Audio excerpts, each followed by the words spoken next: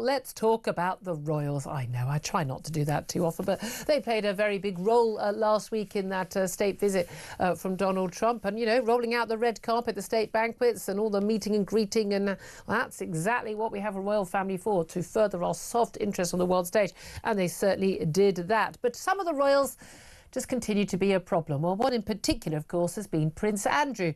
Well, maybe out of the royal fold in terms of public duties, but he is nevertheless the brother of the king and the uncle of the future king. But Prince Andrew never out of the news.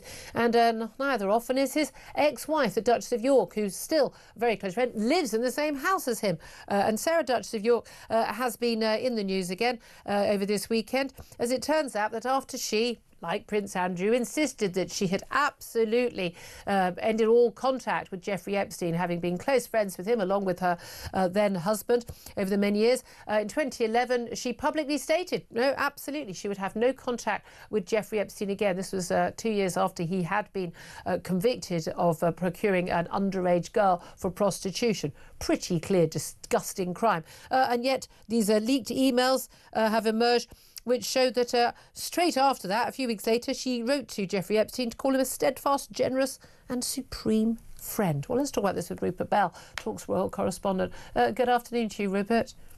Good morning from New York. Oh, good morning to you. That's very interesting. Oh, you're at the UN General Assembly recognising a Palestinian state as well? No, I'm going to be recognising European golfers beat US next week in front of Donald Trump. Come on, there we are. Fingers crossed for that. Rupert, and I'll be forced to watch it. Rupert, I mean, the Duchess of York has put her foot in it many times, her toes being sucked in it over the years, along with Prince Andrew. What on earth was she doing, writing an email to Jeffrey Epstein, already convicted of a horrific crime, saying he was her supreme friend?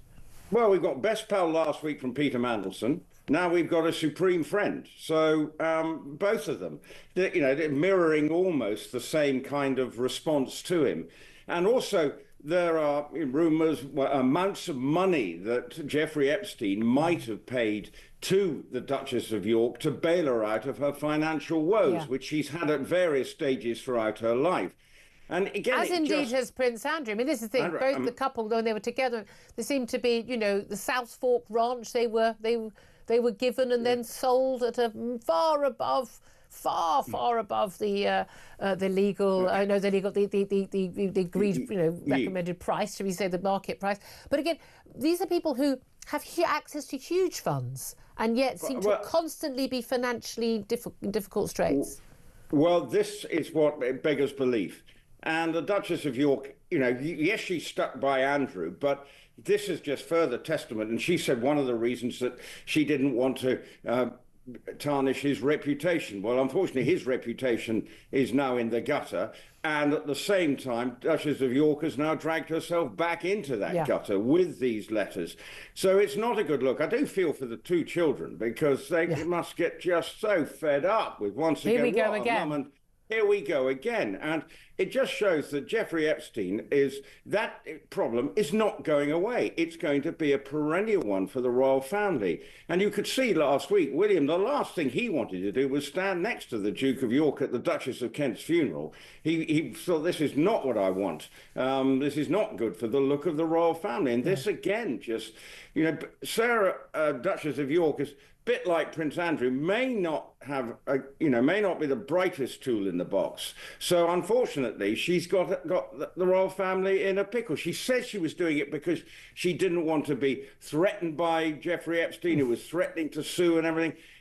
I don't know. It just feels ridiculous that he very questionable. Look, we know. Look, Prince Andrew's. He was happy to take, to have the company of and enjoy the hospitality of some very, very unsavoury characters around the world. Again, a lot of these people, like Peter Mandelson, they've never met a billionaire they didn't like. They really haven't. But one thing I find extraordinary is I rather admire Prince Andrew and Sarah Ferguson for their relationship, even though the marriage didn't work out. They clearly have incredible friendship. That must be wonderful for their kids. I'm not, not inside the middle of their relationship, but I do find it extraordinary how the kids cope with the fact that, your dad, when we were teenagers, your dad was mates with a guy who was basically abusing and raping and trafficking girls our age.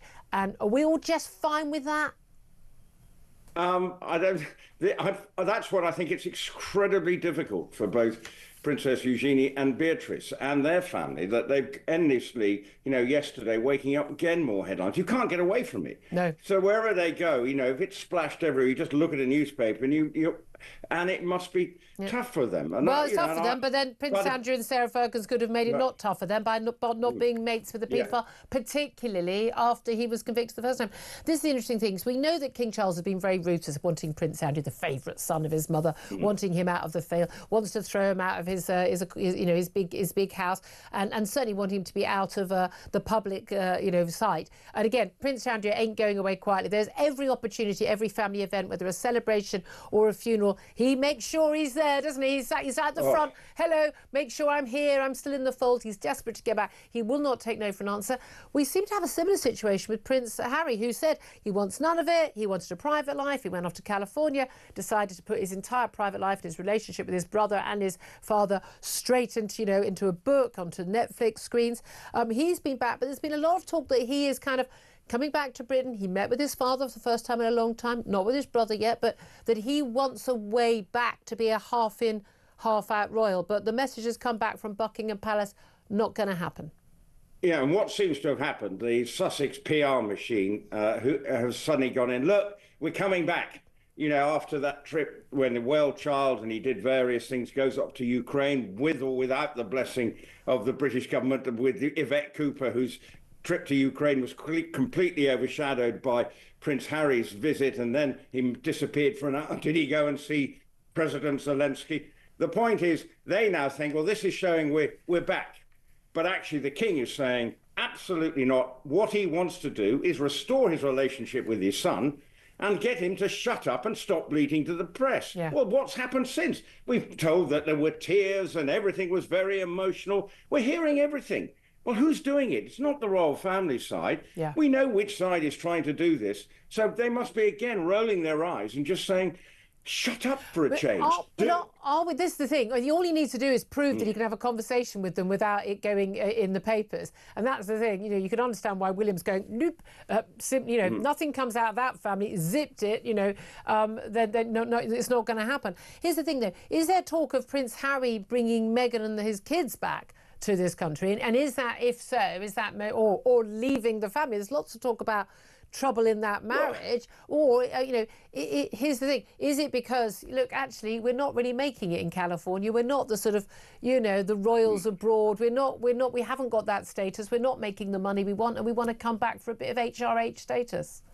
Well, that's basically it, but they're not going to get that. Well, of course they can come for a holiday at Balmoral, but do all the family things. But as the king has said, and the Queen, the late Queen, quite Catherine, rightly said, you can't have it both ways. You can't have your cake and eat it. If you're in the royal family, then you have to take on what that means. And it's not a lot of fun a lot of the time. It's mundane.